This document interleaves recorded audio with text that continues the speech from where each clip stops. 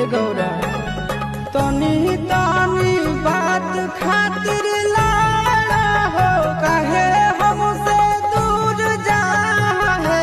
काहे गौरा छोड़ देबै भंगिया धातुरावा नहीं हरावा नहीं जा घूर जा है काहे गौरा छोड़ देबै भंगिया धातुरावा नहीं हरावा नहीं जा घूर जा है होतई हन सीताई ससुररिया में अभी